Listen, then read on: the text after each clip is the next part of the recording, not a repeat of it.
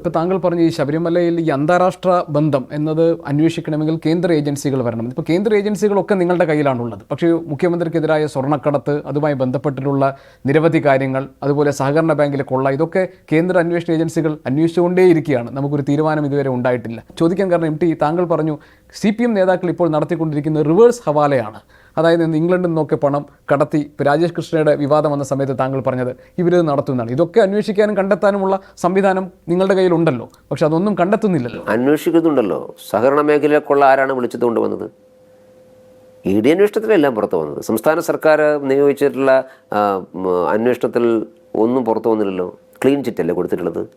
ED അന്വേഷണം വന്നപ്പോഴാണല്ലോ ആ ED അന്വേഷണത്തിൽ CBI അന്വേഷണം ആവശ്യപ്പെട്ടുകൊണ്ട് കോടതിയിൽ പോയപ്പോൾ സംസ്ഥാന സർക്കാർ എതിർത്തതുകൊണ്ട് CBI അന്വേഷണം വന്നു. അല്ല, ഈ നയതന്ത്ര ബാഗേജ് വഴിയുള്ള സ്വർണ്ണക്കടത്തൊക്കെ ഇപ്പോൾ കസ്റ്റംസ് എൻഫോഴ്സ്മെന്റ് ഡയറക്ടറേറ്റ് എല്ലാവരും അന്വേഷിച്ചു, പക്ഷെ ഒന്നിലും ഒരു അന്വേഷണത്തിൽ കുറെ ആളുകൾ ഉള്ളിൽ പോയല്ലോ. അല്ല, ഞാൻ പറഞ്ഞത് മുഖ്യമന്ത്രിയുടെ ഓഫീസ് കേന്ദ്രീകരിച്ചിട്ടുള്ള എന്നതായിരുന്നല്ലോ പ്രധാനപ്പെട്ട പോയിന്റ്. അന്വേഷണം ED അവസാനിപ്പിച്ചിട്ടില്ലല്ലോ. ED അന്വേഷണം എന്ന് പറയുന്നത് നമ്മുടെ ഒരു ക്രിമിനൽ കേസ് അന്വേഷിക്കും പോലെയല്ലോ. സാമ്പത്തിക കുറ്റകൃത്യം എന്നുള്ളത് ദീർഘകാലമായി അന്വേഷിക്കുന്നതാണ്. നമുക്ക് സാധാരണ ഒരു ക്രിമിനൽ കേസ് രജിസ്റ്റർ ചെയ്ത് സമയബന്ധിതമായി പൂർത്തിയാക്കും പോലെ EDക്ക് അന്വേഷിക്കാനുള്ള സാധിക്കില്ല. അപ്പോൾ ED അന്വേഷണം എന്നുള്ളത് പുതിയ പുതിയ തെളിവുകൾ കിട്ടുമ്പോൾ അതിൻ്റെ അടിസ്ഥാനത്തിലുള്ള അന്വേഷണം വരിക. അപ്പോൾ മുഖ്യമന്ത്രിയുടെ ഓഫീസുമായി ഡയറക്റ്റ് ബന്ധമുള്ള ധാരാളം തെളിവുകൾ വന്നു, അതെല്ലാവർക്കും ബോധ്യപ്പെട്ടു.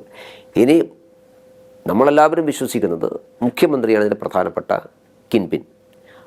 അതിലേക്ക് എത്താൻ ആവശ്യമായ തെളിവുകൾ സമാഹരിക്കാൻ EDക്ക് സമയം വേണ്ടി വരും. ED അന്വേഷണം അവസാനിപ്പിച്ചിട്ടില്ല.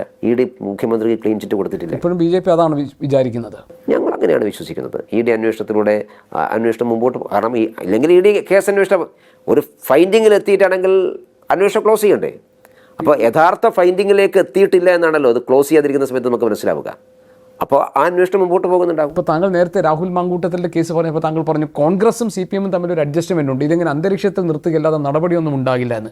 ഇവിടെ CPM ഉം BJPയും തമ്മിൽ അങ്ങനെ ഒരു ബാന്ധവമുണ്ട്, അതിൻ്റെ ഭാഗമായിട്ട് ഇതൊക്കെ അന്തരീക്ഷത്തിൽ നിൽക്കുകയുള്ളൂ, ഒരു നടപടിയും ഉണ്ടാകില്ല എന്ന് കരുതുന്നവരുമുണ്ട്. ഇപ്പോൾ മുഖ്യമന്ത്രിയുടെ മകൾക്കെതിരായി വന്ന സംഭവങ്ങളിലൊക്കെ ഒരു അറേഞ്ച്മെൻറ്റ്, ഒരു അഡ്ജസ്റ്റ്മെൻറ്റ് ഉണ്ടാക്കുന്നു. കോൺഗ്രസ് മുക്ത ഭാരതം എന്ന BJPയുടെ പ്രഖ്യാപിത ലക്ഷ്യത്തിൽ CPM കൂടി ചേർത്ത് ഇവിടെ കേരളത്തിലൊരു കളി നടക്കുന്നുണ്ട് എന്നാണ്. ഇത്തരം നിരീക്ഷണങ്ങളെയും ആക്ഷേപങ്ങളെയും ഒക്കെ താങ്കൾ എങ്ങനെ കാണും? അല്ല, നിരീക്ഷിക്കുന്നവർക്ക് എന്തും നിരീക്ഷിക്കാമല്ലോ. അത് ഓരോരുത്തരുടെ താല്പര്യപ്രകാരമാണല്ലോ. BJPയും CPM തമ്മിലൊരു ധാരണ എന്നൊക്കെ പറയുന്നത് അതൊരു അതിര് കടന്ന ചിന്താഗതിയാണ്, ഭാവനയാണോ? പിന്നെന്താ, സാമാന്യമായി ചിന്തിച്ചാൽ നമുക്ക് മനസ്സിലാവുമല്ലോ. CPMഉം BJPയും മുഖാമുഖം കേരളത്തിൽ അങ്ങോട്ടും ഇങ്ങോട്ടും രാഷ്ട്രീയ പോരാട്ടം നടത്തുന്ന ഒരു പാർട്ടികളാണ്. പിന്നെ ഞങ്ങൾ ഏതെങ്കിലും ഒരു പാർട്ടിയോടോ സർക്കാരിനോടോ ഉള്ള ഞങ്ങളുടെ രാഷ്ട്രീയ വിരോധം തീർക്കാൻ വേണ്ടി ഇവരെല്ലാവരും ആക്ഷേപിക്കും പോലെ തെളിവുകളില്ലാതെ നടപടി സ്വീകരിക്കുന്ന ഒരു സഭയും ഞങ്ങൾക്കില്ല. തെളിവുണ്ടെങ്കിൽ നടപടി സ്വീകരിക്കുകയും തെളിവുണ്ടെങ്കിൽ ഒരു തരത്തിലുള്ള ദാക്ഷിണ്യവും കാണിക്കുകയില്ല. അപ്പോൾ ആ തെളിവ് സമാഹരിക്കാനുള്ള ശ്രമമുണ്ടാകും. ആ ശ്രമത്തിലാണ് ഇപ്പോൾ മുഖ്യമന്ത്രിയുടെ ഓഫീസിലെ പല ആളുകളും കൽത്തുറങ്കിൽ അകപ്പെട്ടത് NIA അന്വേഷണത്തിൻ്റെ ഭാഗമായിട്ടാണല്ലോ. മുഖ്യമന്ത്രിയുടെ ഇടത്തും വലത്തുള്ള ആളുകളൊക്കെ പ്രതികളായില്ലേ? അപ്പോൾ കേസ് അന്വേഷണം മുമ്പോട്ട് പോകും. ഞങ്ങൾ ധാരണ ഉണ്ടെങ്കിൽ കേസ് അന്വേഷണം മുമ്പോട്ട് പോകില്ലല്ലോ. എവിടെയും അവസാനിക്കുമായിരുന്നല്ലോ. മുഖ്യമന്ത്രിയുടെ ഓഫീസിലേക്ക് NIA കയറില്ലായിരുന്നല്ലോ. ലോകത്തെവിടെയായാലും ഏത് സമയത്തും 24 വാർത്തകളും ഓഗ്മെന്റഡ് റിയാലിറ്റി പാക്കേജുകളും എക്സ്പ്ലെയിനറുകളും വിശദമായി കാണാൻ ഞങ്ങളുടെ YouTube ചാനൽ നിങ്ങൾക്ക് സബ്സ്ക്രൈബ് ചെയ്യാം.